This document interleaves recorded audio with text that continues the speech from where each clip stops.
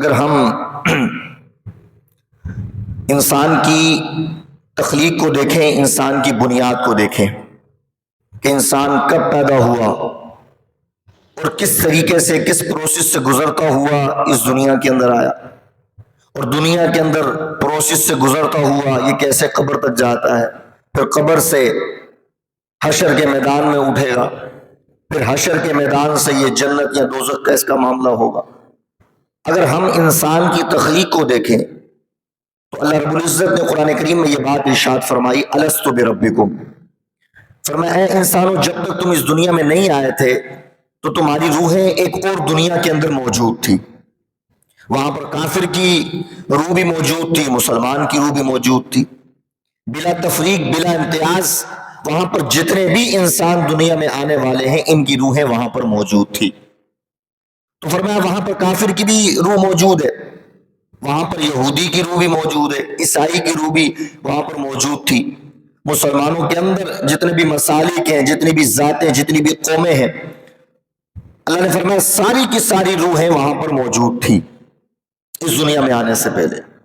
تو فرمایا جب وہ تمام کی تمام روحیں وہاں پر موجود تھی تو ان ایک مرتبہ، ایک موقع ایسا آیا، ایک لمحہ ایسا آیا، ایک وقت ایسا آیا کہ جب ہم نے ان تمام روحوں کو جمع کیا، اور جمع کرنے کے بعد ہم نے ان سے یہ ایک سوال کیا، اور وہ سوال کیا تھا کہ الست بربکم، کہ اے وہ تمام روحوں کے جو دنیا کے اندر جاؤ گی، دنیا کے اندر جاؤ گی، تمہیں جسم عطا ہوگا، تمہیں کوئی ملک عطا ہوگا، کوئی کسی بستی میں جائے گا، کوئی کسی بستی میں جائے گا، کوئی کسی ملک میں اس کی پیدائش ہوگی، بعثت ہوگی، کسی کو کسی ملک میں ہوگی، لیکن ابھی تو تم میرے سامنے ایک ہی شکل میں موجود ہو، ابھی تمہاری تفریق نہیں ہوئی، ابھی تمہارا امتیاز تمہیں ایک دوسرے سے الگ الگ نہیں کیا گیا، تو میں تم سے ایک سوال کرتا ہوں۔ اللہ نے فرمایا میں نے تمام روحوں سے ایک سوال کیا اور ان سے یہ سوال کیا کہ الست بربکم، کیا یہ بتاؤ کہ میں تمہارا رب نہیں ہوں؟ ہر ایک کی روح وہاں پر موجود تھی، یہودی کی بھی موجود تھی، کافر کی بھی موجود تھی، غیر مسلم کی بھی موجود تھی، مومن اور مشرک کی بھی موجود تھی۔ اللہ فرماتا میں نے ہر ایک سے یہ پوچھا اجتماعی طور پر کہ الست بربکم، کیا میں تمہارا رب نہیں ہوں؟ اللہ فرماتا ہے ان تمام روحوں نے پلٹ کر مجھے جواب دیا، قالوا بلا، کیوں نہیں، تو ہی تو ہمارا رب ہے۔ فرماتے ہیں اللہ رب العزت نے فرمایا کہ وہاں پر یہودی کی روح نے بھی کہا کہ پروردگار تو میرا رب ہے۔ فرمایا اس عالم ارواح کے اندر ہندو نے بھی کہا کہ پروردگار تو میرا رب ہے، وہاں پر عیسائی نے بھی کہا پروردگار تو میرا رب ہے، وہاں پر مشرک نے بھی کہا کہ پروردگار تو میرا رب ہے، وہاں پر ایک مومن اور مسلمان نے بھی یہ کہا کہ تو میرا رب ہے۔ اللہ فرماتا ہے جب ہم نے یہ وعدہ لے لیا اس کے بعد ہم نے ان تمام روحوں کو اپنی اپنی جگہ پر رکھ دیا۔ یہ وعدہ لینے کے بعد، یہ سوال کرنے کے بعد، جواب ملنے کے بعد ہم نے تمام روحوں کو ان کی جگہ پر رکھ دیا۔ اب جیسے جیسے اس کا وقت دنیا میں آنے کا آتا چلا گیا، کسی نے آدم علیہ السلام کے زمانے میں آنا تھا تو اس کی روح کو اٹھا کر آدم علیہ السلام کے زمانے میں بھیج دیا، کسی نے موسیٰ علیہ السلام کے زمانے میں آنا تھا تو جسم اس کو وہاں پر عطا ہونا تھا، ابھی ماں کے پیٹ میں تھا، اللہ نے فرمایا جب اس کی روح کے آنے کا وقت تھا تو ماں کے پیٹ ہی کے اندر ہم نے اس کی روح کو عطا کر دیا۔ تو الغرض کہ جس روح کا جس زمانے کے اندر، جس امت کے اندر، جس قوم کے اندر، جس ملک کے اندر، جس خطے کے اندر آنے کا طے ہوا، جیسی اس کی تقدیر، جیسا اس کا نصیب تھا، اللہ فرماتا ہے ہم نے اس روح کو اس زمانے کے اندر بھیج دیا۔ اب بنیادی طور پر تو ہر انسان ہی مسلمان ہے، بنیادی طور پر ہر انسان مسلمان ہے، یہودی بھی مسلمان ہے بنیادی طور پر، عیسائی بھی مسلمان ہے بنیادی طور پر، کیونکہ اس یہودی نے عالم ارواح میں رب کی ربوبیت کا اقرار کیا تھا، اس عیسائی نے عالم ارواح کے اندر رب کی الوہیت کا اقرار کیا تھا۔ یہ جو ہندو آپ کو نظر آ رہا ہے آج یہ پوجا کر رہا ہے کسی اور کی، لیکن اس نے عالم ارواح کے اندر اپنے رب کی ربوبیت کا اقرار کیا ہوا ہے۔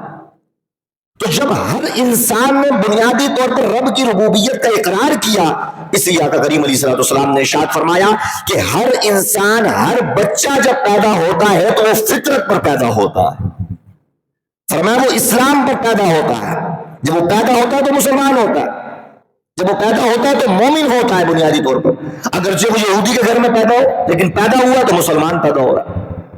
اگرچہ عیسائی کے گھر میں ایک بچے کی پیدائش ہو رہی ہے، فرمایا تم سمجھ رہے ہو کہ شاید وہ عیسائیوں کے گھر پیدا ہوا تو وہ عیسائی پیدا ہوگا، نہیں، فرمایا عیسائیوں کے گھر میں اگرچہ بچہ پیدا ہو رہا ہے لیکن پیدا ہونے کے لحاظ سے پیدا ہوتے وقت وہ فطرت پر پیدا ہوا، اسلام پر پیدا ہوا۔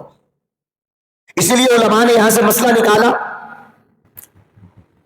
کہ مسلمان اگر دنیا سے جائے گا ایمان کی حالت میں جاتا ہے تو اس کو جنت عطا ہوگی، یہ فیصلہ ہو چکا قرآن کے اندر۔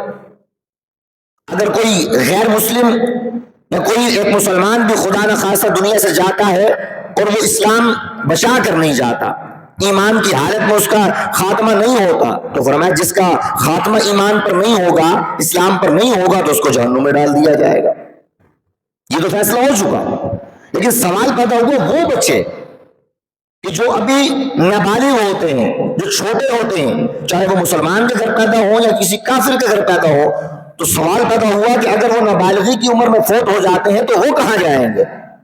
آیا کہ وہ جنت کے اندر جائیں گے یا جہنم کے اندر جائیں گے؟ اگر آپ یہ کہیں کہ ان کو جہنم میں ڈالا جائے گا اس لیے کہ وہ یہودی کے گھر میں پیدا ہوا، اس لیے کہ وہ عیسائی کے گھر میں پیدا ہوا، اس لیے کہ وہ کسی کافر اور غیر مسلم کے گھر پیدا ہوا، تو فرمایا اگر اس وجہ سے اس کو جہنم میں جانا چاہیے تو رسول اللہ علیہ السلام کا تو فرمان موجود ہے کہ بچہ پیدا ہی فطرت اسلام پر ہوتا۔ فرمایا فطرت اسلام پر پیدا ہوتا ہے تو پھر اس نابالغ بچے کو جو نابالغی کی عمر میں فوت ہو جاتا ہے، فرمایا اس کو فقط اس وجہ سے کہ وہ یہودیوں کے گھر میں پیدا ہوا اس کو جہنم میں نہیں جانا چاہیے، وہ فقط اس لیے کہ عیسائیوں کے گھر میں پیدا ہوا اس لیے جہنم میں جانا چاہیے، تو فرمایا صرف پیدا ہونے کی وجہ سے اس کو جہنم میں نہیں بھیجا جائے گا۔ تو آقا کریم علیہ السلام نے فرمایا میں معراج کی رات جب آسمانوں پر گیا، اللہ سے ملاقات کے لیے گیا، تو غالباً چوتھے یا پانچویں آسمان پر فرماتے مجھے میری ملاقات ہوئی ابراہیم علیہ السلام سے، اور ایک آسمان پر ملاقات ہوئی آدم علیہ السلام سے۔ تو فرماتے آدم علیہ السلام کو جب میں نے دیکھا تو ان کے ارد گرد بھی کچھ لوگ موجود تھے اور دائیں طرف بھی کچھ لوگ موجود تھے، یعنی کہ بائیں طرف بھی کچھ لوگ موجود تھے اور دائیں طرف بھی لوگ موجود تھے۔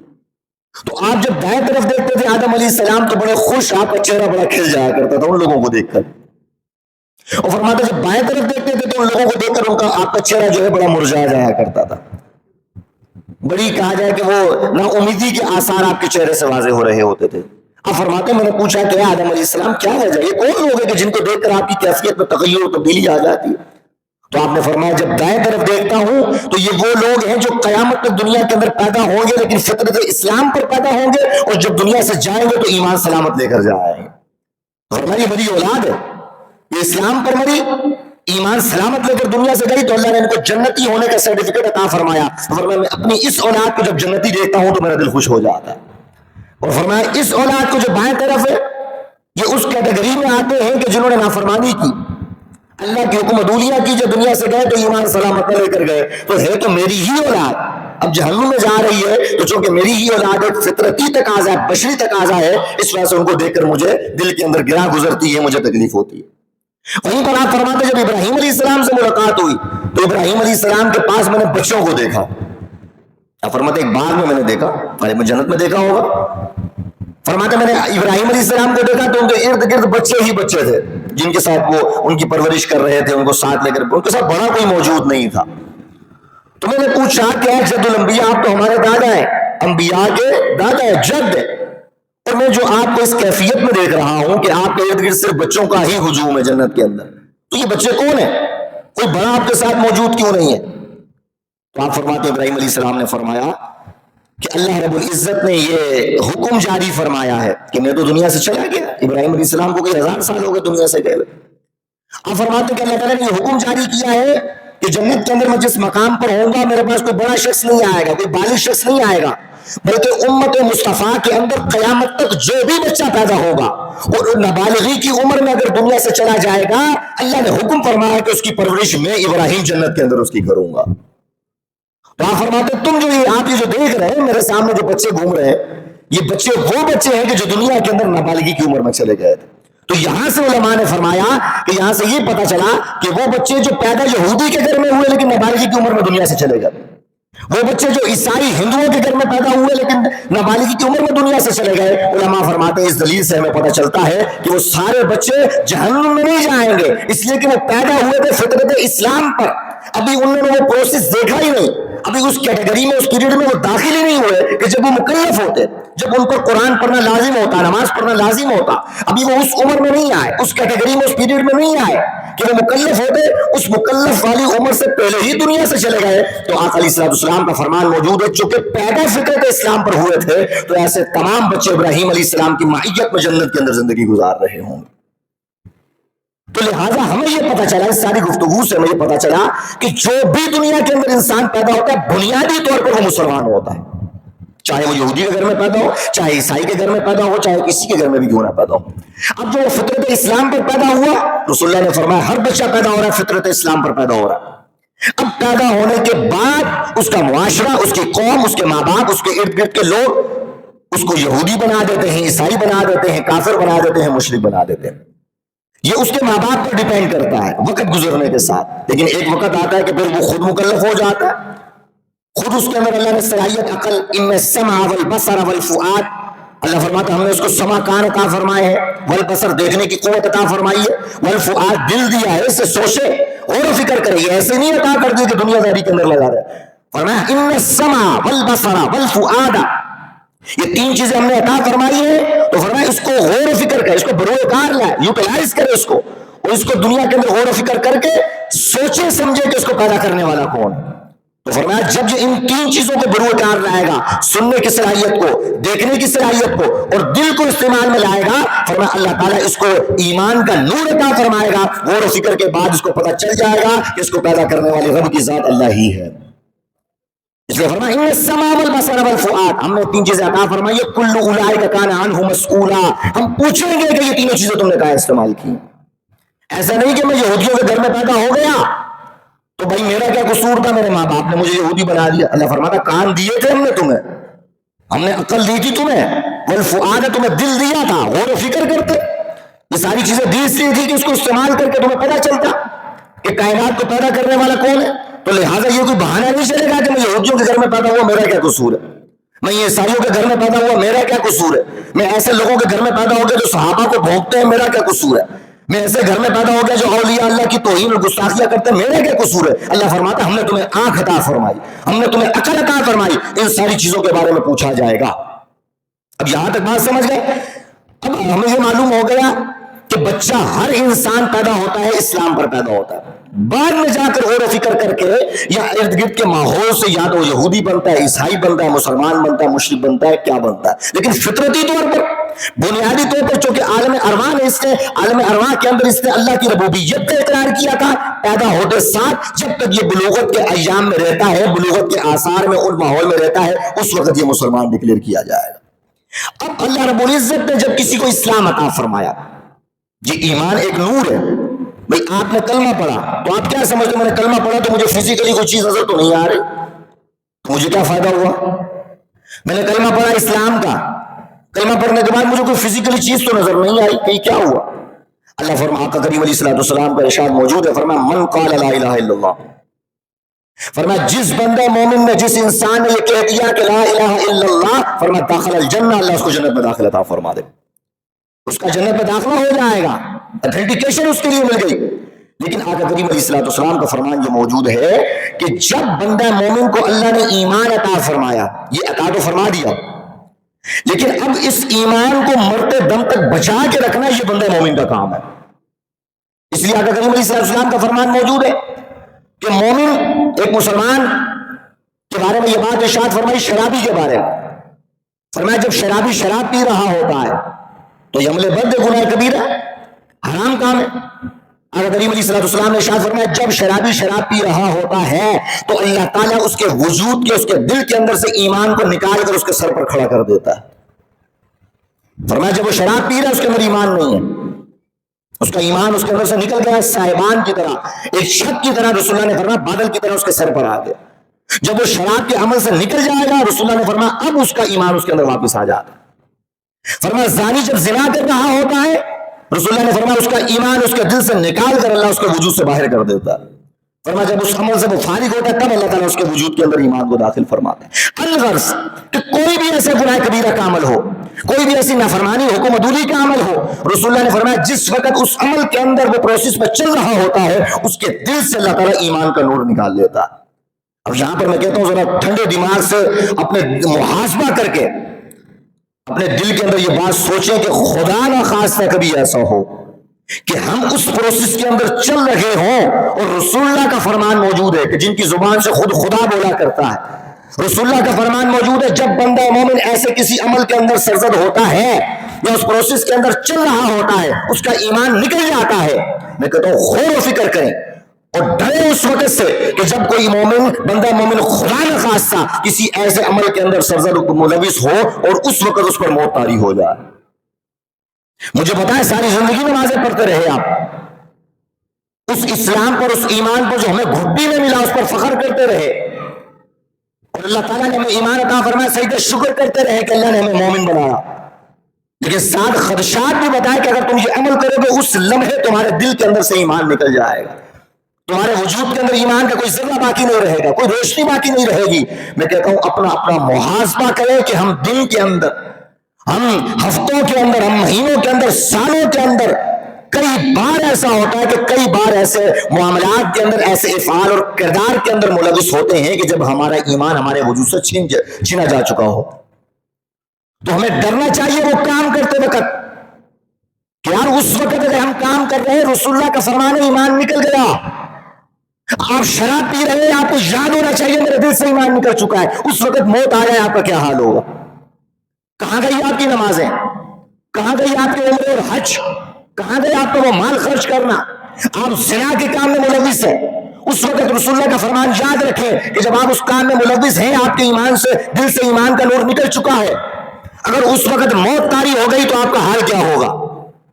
اگر آپ چوری کے کام میں ملوث ہیں، ایک لمبے پروسیس کے اندر جا رہے ہیں، یا آپ نے خود سوچنا ہے کہ جس افعال اور جس کردار کے اندر میں آیا ہوا ہوں، جس کی ایڈکشن مجھے لگی ہوئی ہے، میں اس کے اندر کتنا عرصہ گزارتا ہوں، کتنے لمحات، کتنا ٹائم پیریڈ مجھے اس وقت کے اندر لگتا ہے، کیا گارنٹی ہے کسی کے پاس یا کسی کے پاس اللہ تعالیٰ کا وہ پروانہ، وہ ایسا خط موجود ہے کہ جب تم اس کام میں ہوگے تمہیں موت نہیں آئے گی؟ کسی کو ایک سیکنڈ کا، ایک لمحے کا موت کا پتہ نہیں کہ ایک لمحے کے بعد وہ زندہ رہتا ہے کہ نہیں پتہ۔ تو جب ایک لمحے کا پتہ نہیں ہے کہ ہم زندہ رہ سکتے ہیں کہ نہیں رہ سکتے، تو میرے دوستوں بزرگوں ہمیں ذرا سوچنا چاہیے کہ جب ہم افعال بد اور حکم عدولی والے کام کر رہے ہوتے ہیں اس وقت کون سی گارنٹی ہوتی ہے کہ اس وقت ہمیں موت نہیں آئے گی؟ یہ خدا نہ خواستہ اگر اس وقت ہمیں موت آ جائے تو ہمارا حال کیا ہوگا؟ تو ہمیں سوچنا چاہیے اس بارے میں، یہ حدیث اپنے ہمیشہ ذہن میں رکھیے گا۔ آئندہ جو بھی ایسا کوئی افعال بد سرزد ہو رہا ہو تو ذہن میں رکھیں کہ اس وقت میں مومن نہیں ہوں، اگر خدا نہ خواستہ میری روح نکل جاتی ہے تو میرا اسلام سے کوئی تعلق نہیں ہوگا، میرا ایمان سے کوئی تعلق نہیں ہوگا، اس لیے کہ یہ بات ہمیں اسی شخص نے بتائی ہے، اسی ہستی نے بتائی ہے جس نے ہمیں ایمان کا نور عطا فرمایا۔ اس نے خدشات بھی بتا دیے کہ لوگوں میں نے تمہیں ایمان دے دیا، اب اس کو بچانا کیسے یہ بھی تمہیں بتا رہا ہوں، اگر یہ عمل کرتے رہو گے یہ بچ جائے گا، لیکن اگر یہ عمل نہیں کرو گے تمہارا ایمان کا نور نہیں بچے گا۔ انما الاعمال بالخواتیم، اعمال کا دار و مدار خاتموں پر ہوتا ہے، ساری زندگی عبادت کرتے رہو لیکن مرتے وقت ایمان سلامت نہ رہا تو سارے کے سارے اعمال سرزد ہو جائیں گے۔ تو معلوم یہ ہوا کہ یہ ایمان اور اعمال کی قبولیت کا معیار خاتمے پر ہے، اور وہ سارے پروسیس، سارے جگہ سپورٹ رسول اللہ نے ہمیں بتا دیے کہ جس جگہ پر جس کیفیت میں جا کر آپ کا ایمان چھین سکتا ہے، تو ہمیں دیکھنا چاہیے۔ الغرض میں آپ کی خدمت میں بات عرض کر رہا تھا کہ اللہ نے ہمیں ایمان کا نور عطا فرمایا، اب اس کو صحیح سلامت رکھنا یہ ہمارا کام ہے۔ اگر مرتے دم تک اس کو صحیح سلامت رکھا تو پھر جنت ہماری ہے، جنت کے اندر دخول ہمارا ہو جائے گا، لیکن اگر ایمان سلامت نہ رہا تو پھر کون سی جنت اور کون سی جنت کے نواجات اور باغات۔ اس لیے آقا کریم علیہ الصلوۃ والسلام نے ارشاد فرمایا کہ بندہ مومن سے اللہ بڑی محبت کرتا ہے، ہونا تو یہی چاہیے تھا کہ اللہ نے ایمان کا نور دے دیا، اسلام دے دیا، فرمایا اب ساری زندگی کام کرتے رہو، تمہارا فیصلہ قیامت کے دن نہیں ہوگا، قبر کے اندر ہوگا، اب تمہیں کوئی ہنٹ نہیں دی جائے گی کہ تم نے یہ کام کرنا یہ کام نہیں کرنا، بس تم پر اتنے انعامات کیے، ہر چیز تمہیں دے دی، غور و فکر کے لیے تمہارے عقل و شعور دے دیا، اب اس کو برے کار رہو اور پہنچو میری بارگاہ کے اندر، بچو ان چیزوں سے جو میری نافرمانی کا سبب ہے۔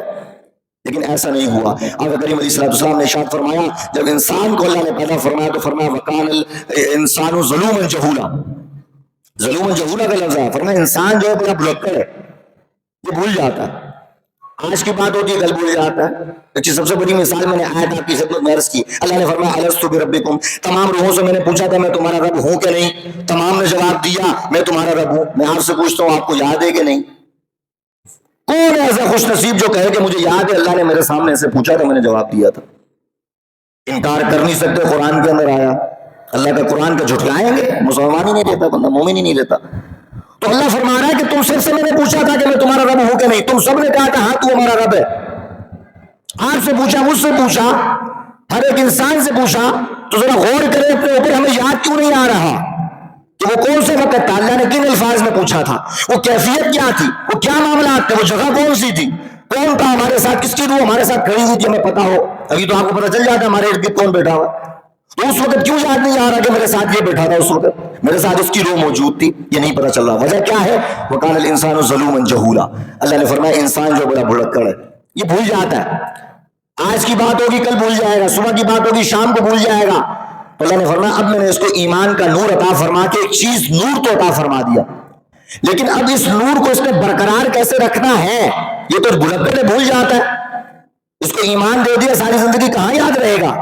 تو اللہ تعالیٰ نے انسان کی، ایک بندہ مومن کی زندگی کے اندر، روزمرہ کی زندگی کے اندر، ہفتوں کے اندر، مہینوں کے اندر، پھر سال کے اندر ایسی ایکٹیویٹی رکھی کہ جس کے اندر انسان ملوث ہو جائے تو اس کو رب کی یاد رہے، اس کو رب کی یاد رہے. جیسے فار ایگزامپل حج کا ایک مناسک ہے، قربانی کے ایک مناسک چلتے ہیں، ایام چلتے ہیں. اب اللہ رب العزت نے سال کے بعد ایسی ایکٹیویٹی دی کہ ہونا تو یہ عمل 3 دن کے اندر ہے. 3 دن کے اندر وہ قربانی کا معاملہ ہوگا، سلسلہ ہوگا، ذبیحے کا معاملہ ہوگا. لیکن اس تک آنے کے لیے انسان کتنے مہینے پہلے سے تیاری کرنا شروع کر دیتا ہے. تو اللہ تعالیٰ نے انسان پر فضل کیا، کرم کیا کہ ایمان کا نور تو دیا، پھر اس کو بیوہ مددگار نہیں چھوڑا، کیونکہ اللہ جانتا ہے یہ بندہ بھلکڑ ہے، بھول جائے گا مجھے. تو سال کے بعد اس کو ایسی ایکٹیویٹی دے دی کہ یہ رہے تو اب جانور لینے کے لیے جائے گا تو دنیا کے اندر ہی نا، جانور لینے کے لیے مسجد کے اندر تو نہیں آئے گا، اعتکاف کے اندر تو نہیں بیٹھ جائے گا. یہ پیسہ بھی اپنا خرچ کرے گا، اپنا کاجہ کے ٹائم بھی خرچ کرے گا، اپنا فیول بھی خرچ کرے گا، مال بھی خرچ کرے گا، اپنی نیند بھی قربان کرے گا. منڈیوں کے اندر کیا حال ہو رہا ہوتا ہے؟ یہی ہوتا ہے. آدمی اپنا پیسہ بھی دے رہا ہے، اپنا وقت بھی دے رہا ہے، نیندیں قربان کر رہا ہے، اپنا سکون اطمینان قربان کر رہا ہے. اب اللہ نے ایسی ایکٹیویٹی میں اس کو ملوث کر دیا کہ یہ سارا دن ساری رات رے دنیا میں رہا ہے، رے کام کاج میں دنیا کے اندر رہا ہے، لیکن ایسی ایکٹیویٹی دے دی کہ رہتا تو دنیا میں رہے لیکن یاد اس کی رب کے اندر رہے. اب ہر بندہ قربانی کیوں کر رہا ہے؟ سب کو پتا ہے اللہ کی بارگاہ میں قربانی کر رہی ہے. قربانی کیوں کر رہا ہے؟ اس کے لیے جو جتن کر رہا ہے یاد اس کی اللہ کی ہے کہ میں نے اللہ کے لیے قربان کرنا. فرما جانور رہا ہے، بے عیب جانور ڈھونڈ رہا ہے، خوبصورت سے خوبصورت جانور ڈھونڈ رہا ہے، سارے کام دنیا کے ہو رہے ہیں، لیکن دنیا کے اندر رہتے ہوئے یاد اور دل اور ایک طرح اس کے اندر مستحضر چیز ہے اس کی رب کی یاد ہو جاتی ہے. تو اللہ تعالیٰ ہم سمجھتے ہیں کہ یہ ایک ایام آیا اور گزر گئے، بقرہ عید آئی گزر گئی، عید الفطر آئی گزر گئی، رمضان آیا گزر گیا، جمعے کا دن آیا گزر گیا، ہم نے دیکھا 5 وقتہ نماز آئی گزر گئی. کیا اللہ کو ہماری نمازوں کی ضرورت ہے؟ اس فلسفے کو تو سمجھے نا آپ. عبادت ہے کیا اللہ کو ہماری عبادت کی ضرورت ہے؟ کیا ہم قربانی کریں گے تو اللہ کو اس کا کوئی فائدہ ہوگا؟ رمضان کے اندر روزے رکھتے ہیں، اعتکاف کرتے ہیں، تراویح پڑھتے تو اللہ کو اس کا کوئی فائدہ ہو رہا ہے؟ دیگر ایام کے اندر جو بڑی بڑی راتیں آ رہی ہیں، دیگر معاملات ہو رہے ہیں، ذرا غور و فکر کریں کہ اس کے اندر رب کو کیا فائدہ ہو رہا ہے. اللہ تو بے نیاز ہے اس چیز سے. اگر کائنات کا ایک بندہ بھی، ایک ذرہ ذرہ بھی اس کی تسبیح بیان نہ کرے تب بھی اس کی الوہیت، اس کی ربوبیت پہ فرق نہیں آئے گا.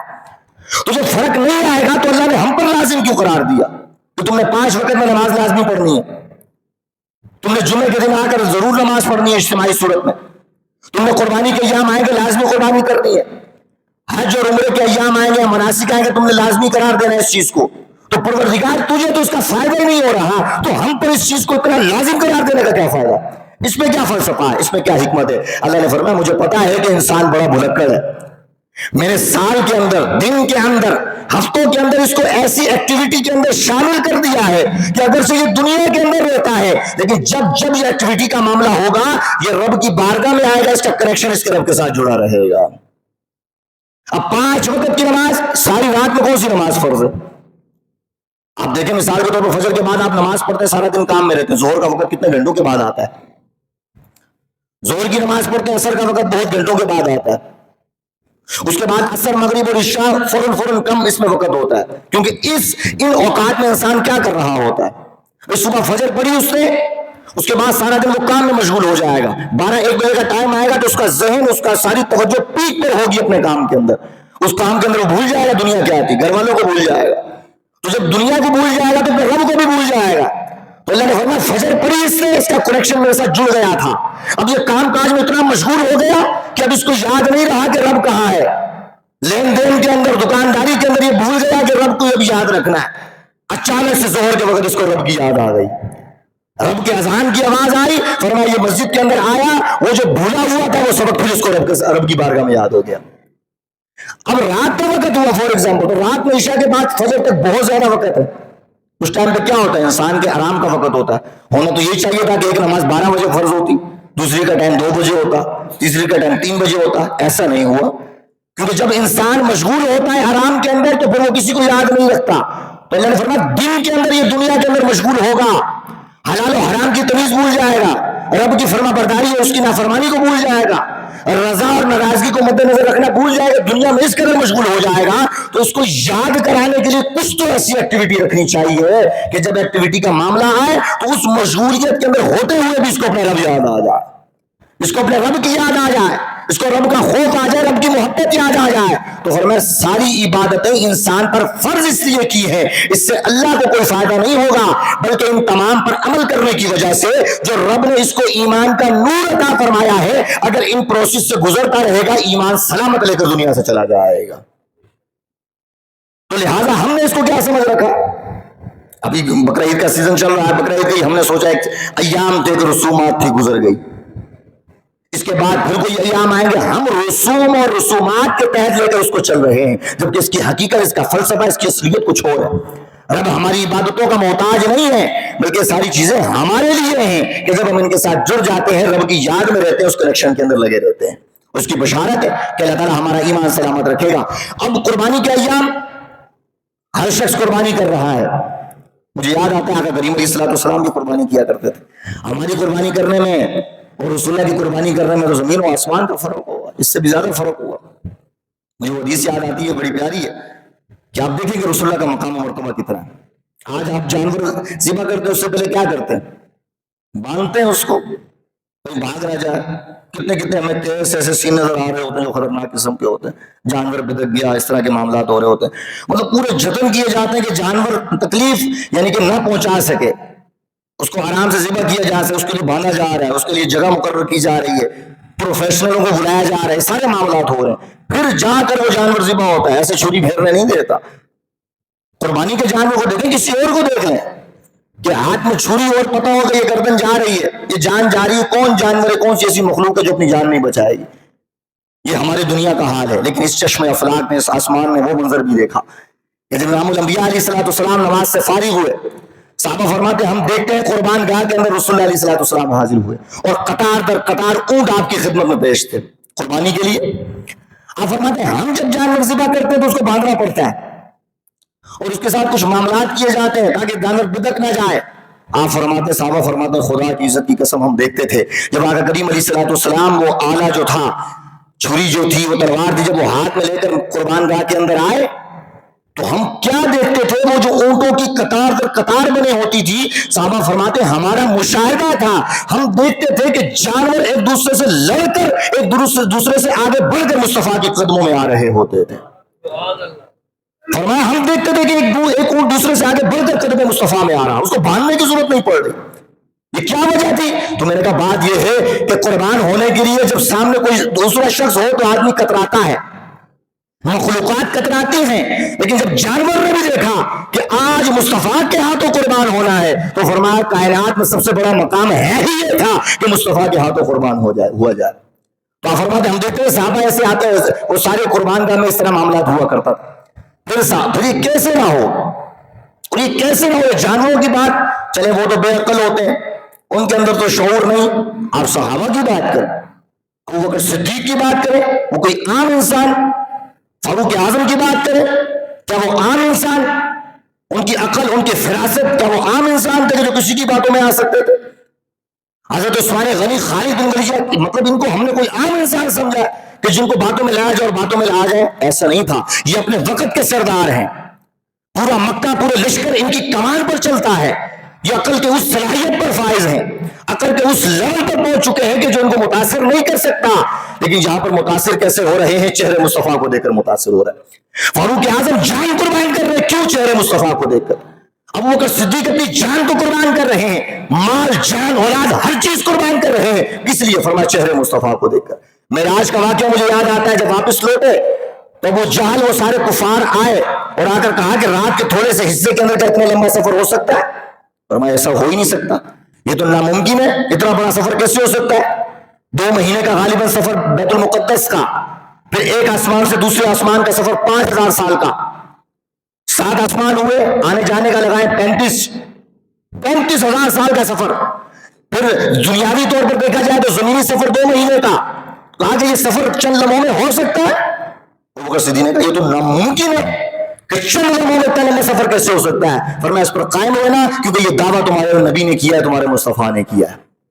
تو آپ نے فرمایا کہ اگر مصطفیٰ نے کیا ہے تو میں ان سے پوچھوں گا نہیں کہ کیا کہ نہیں کیا، میں بغیر پوچھے بغیر دیکھے کہہ رہا ہوں کہ یہ حق کیا ہوگا، سچ کیا ہوگا.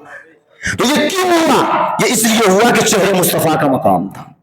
تو جو مصطفیٰ کی حقیقت کو سمجھ جائے، شان مصطفیٰ کو سمجھ جائے، تو پھر چہرہ دیکھا ہو یا نہ ہو، صحبت ملی ہو یا نہ ہو، 1400 سال کے بعد بھی بندہ پیدا ہو تو نام مصطفیٰ پہ گردن کو قربان کرنے کے لیے تیار ہو جایا کرتا ہے. گھڑی میں بھول گیا ہوں، آج پورا ٹائم ہو گیا. 5 منٹ ہے، 5 منٹ ہے نا؟ ٹھیک. اب یہ مسئلہ ہوتا ہے نا، گھڑی میں بھول گیا تو ذہن میں میرے چل رہا آگے ٹائم نہ ہو جائے. پر آپ لوگ بھی بہت بزی ہیں، آدھا گھنٹہ 2 گھنٹے آپ کھوپوں پر ریڈیو پہ کھڑا ہونا گوارا کر لیں گے، لیکن مسجد میں بیٹھنا گوارا نہیں کریں گے. یہ حالات ہے آج ہمارا المیہ ہے، اللہ برکت دے. تو میرے دوستوں بزرگوں میں عرض کر رہا تھا آپ کی خدمت میں کہ آقا کریم علیہ الصلوۃ والسلام نے یہ بات ارشاد میں، صحابہ فرماتے قربانی کا یہ عالم تھا کہ جب ہم کیا دیکھتے ہیں اور اس کے بعد کیا ہوا. یہ محبت کی بات میں آپ کی خدمت میں عرض کر رہا ہوں کہ یہ امت سے کتنی محبت ہے. حضرت علی فرماتے رسول اللہ علیہ الصلوۃ والسلام 2 مینڈے ذبح کیا کرتے تھے ہر قربان پہ. فرماتے میں نے پوچھا کہ یا رسول اللہ ایک تو ٹھیک ہے آپ اپنی طرف سے کرتے ہیں، فرمایا دوسرا کس وجہ سے کرتے ہیں؟ تو آقا کریم علیہ الصلوۃ والسلام نے ارشاد فرمایا ایک تو میں کرتا ہوں اپنی طرف سے، فرمایا دوسری جو قربانی کرتا ہوں میں ان اپنے امتیوں کی وجہ سے کرتا ہوں جو غربت اور افلاس کی وجہ سے اللہ کی بارگاہ میں قربانی نہیں کر سکتے. آپ اندازہ کریں کہ اتنی محبت کوئی کر سکتا ہے کسی سے؟ 1400 سال کے بعد آج ہمارا کردار، ہماری کرتوتیں کیا ہے ان کی محبت کے مقابلے میں؟ ہم نے ان کا کیا حق ادا کیا؟ ہم ان کے نام پر کھڑے ہونے کے لیے تیار نہیں، ان کا نام پر درود و سلام پڑھنے کے لیے ہم تیار نہیں. اور ان کی محبت کا یہ عالم ہے کہ ہمارے دنیا میں آنے سے 1400 سال پہلے ہمارے نام کی قربانی کر رہے ہیں. یہ محبت کا عالم ہونا چاہیے. مجھے وہ یاد آتا ہے مولا جامی رحمۃ اللہ تعالیٰ علیہ کا ایک بڑا پیارا قول ہے. آپ فرماتے عشق اول در دل معشوق پیدا می شود. آپ فرماتے ہم سمجھتے ہیں کہ ہم نے جس سے محبت کی نا تو شاید ہم نے اس سے محبت کی. آپ نے کس سے محبت کی؟ مثال کے طور پر اپنے پیر صاحب سے. تو آپ نے کہا یار پیر صاحب تو بڑی اونچی چیز ہیں، ان کا تو مقام بہت بلند و بالا ہے. یہ چونکہ میرے دل میں محبت پیدا ہوئی ہے نا تو یہ میری ہی محبت ہے، میں ان کا محب اول ہوں، مطلب میں محبت کرنے والا ہوں. پھر ان کے ساتھ ملاقات ہو، ایک زندگی کا عرصہ گزرے، پھر آپ کو محسوس ہوتا ہے ان کے افعال، ان کی باتوں سے لگتا ہے کہ یہ بھی مجھ سے محبت کرتے ہیں.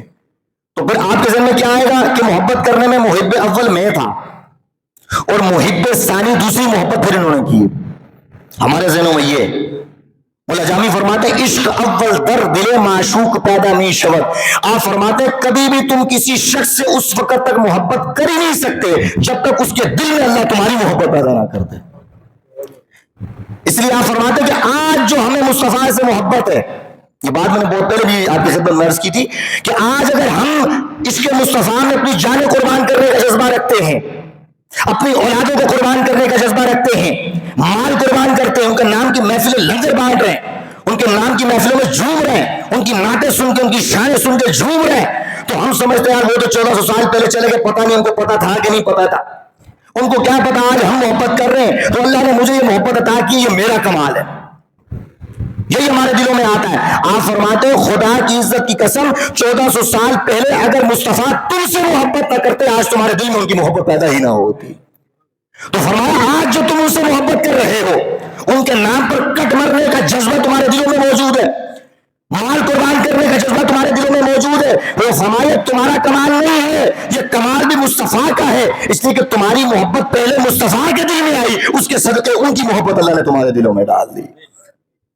تو فرمایا عشق اول در دل معشوق پیدا می شود، پہلے محبت عاشق کے دل میں پیدا نہیں ہوتی، پہلے معشوق کے دل میں پیدا ہوتی ہے۔ جب اس کے دل میں پیدا ہوتی ہے پھر عاشق کے دل میں وہ اٹریکشن اور رغبت پیدا ہوتی ہے، اور وہ سمجھتا ہے کہ شاید میں پہلی محبت کر رہا ہوں۔ تو میرے دوستو بزرگوں، ہمیں اپنا محاسبہ کرنا چاہیے۔ آج ہم دعوی مصطفیٰ کے اندر، محبت مصطفیٰ کے اندر قربانیاں کر رہے ہیں، لیکن میں کہتا ہوں کتنے ہیں ایسے، اپنے آپ کا محاسبہ کتنے ایسے جنہوں نے قربانیاں کی ہوں اور اس میں کوئی ایک حصہ انہوں نے مصطفیٰ کے نام کا رکھا ہو؟ اپنا محاسبہ کریں۔ کیا اگر ہم یہ چھوٹا سا ایک کام ان کی خدمت کے لیے، ان کی بارگاہ کے لیے کر لیں گے تو کیا ہم ان کا حق ادا کر سکتے ہیں؟ حق ادا نہیں کر سکتے۔ لیکن رسول اللہ کا فرمان موجود ہے کہ حیاتی خیر لکم مماتی خیر لکم، رسول اللہ نے فرمایا میرا دنیا میں رہنا بھی تمہارے لیے بہتر ہے، دنیا سے جانا بھی تمہارے لیے بہتر ہے۔ پوچھا کہ یا رسول اللہ دنیا میں رہنا تو ہمارے لیے باعث برکت ہے، دنیا سے جانا کیسے برکت تمہارا ہوگا؟ اگر کریم علیہ السلام نے ارشاد فرمایا دنیا سے جاؤں گا تو ہوگا یہ کہ ہر دن کے شام کے رات کے اندر، ہر دن میں رات کے وقت اللہ تعالیٰ میری پوری امت کے نامہ اعمال میرے سامنے پیش کرے گا، پوری امت کے نامہ ہمارے سامنے میرے سامنے پیش ہوں گے۔ اگر میں دیکھوں گا میری امت نے نافرمانیوں والے کام کیے ہیں تو میں اللہ سے دعا کروں گا کہ پروردگار عالم اس کو معاف فرما، اور اگر انہوں نے اچھے کام کیے ہوں گے تو اللہ کا شکر ادا کروں گا تو نے میری امت کو ہدایت کی توفیق عطا فرمائی۔ میں یہ کہتا ہوں آج اگر مصطفیٰ کے لیے آپ کوئی کام کریں گے مت سمجھے کہ رسول اللہ کو پتہ نہیں چل رہا۔ آج اگر تھوڑا سا درود و سلام بھی 3-4 مرتبہ بھی آپ پڑھ رہے ہیں مت سمجھے کہ مصطفیٰ کو پتہ نہیں چل رہا، جب نامہ اعمال مصطفیٰ کے سامنے پیش ہوگا آپ کا بھی پتہ چلے گا، آپ کے باپ دادا کا بھی پتہ چل رہا ہوگا کہ مصطفیٰ کی بارگاہ میں قربانی یا تحفہ پیش کیا ہوا ہے۔ درود و سلام کی میں اکثر آپ کی خدمت میں عرض کرتا ہوں، درود و سلام ہماری تعداد ہی نہیں ہوتی اتنا محلہ ہمارا کتنا تعداد ہے، آپ کی کتنی تعداد ہے، درود و سلام میں کھڑے ہوتے ہوئے کتنی ہماری تعداد ہوتی ہے، ہم اس کو ضرور غیر ضروری سمجھتے ہیں۔ ہو سکتا ہے کسی کے ذہن میں آئے، میں نے پہلے بھی آپ کی خدمت میں عرض کیا، کسی کے ذہن میں ابھی کھڑے ہو کے ہم نہیں پڑھتے تو آپ کو کھڑے ہو کے فرض تھوڑی قرار دیا، کس نے آپ کو کہا کہ کھڑے ہو کر آپ درود و سلام پڑھیں؟ کس نے کہا کہ لازم اور واجب ہے آپ پر درود و سلام پڑھیں؟ بھئی درود و سلام پڑھنے کے قائل تو ہر شخص ہے نا، اس کے مقام و مرتبے کو تو ہر شخص مانتا ہے۔ اب کھڑے ہونے میں اختلاف ہے تو جو کھڑا ہو کے نہیں پڑھتا کم از کم کرسی پہ بیٹھ کے زمین پر بیٹھ کر پڑھ لے۔ میں کہتا ہوں یہ ایک عبادت اجتماعی صورت میں جو رسول اللہ کی بارگاہ میں پیش ہوتی ہے، سارا سال گزر جاتا ہے ہم اجتماعی طور پر یہ عبادت نہیں کر سکتے۔ یہ جمعے کی فضیلت ہے، اس کے بعد اللہ توفیق دیتا ہے کہ اجتماعی طور صورت میں یہ ایک عمل ہم رسول اللہ کی بارگاہ میں پیش کرتے ہیں۔ تو میں آپ سے گزارش کروں گا ان احباب سے کہ جو درود و سلام کے تو کم از کم قائل ہے نا، ہم آپ کو یہ نہیں کہتے آپ کھڑے ہو کر پڑھیں، نہ پڑھیں کھڑے ہو کر کرسی پر بیٹھ جائیں۔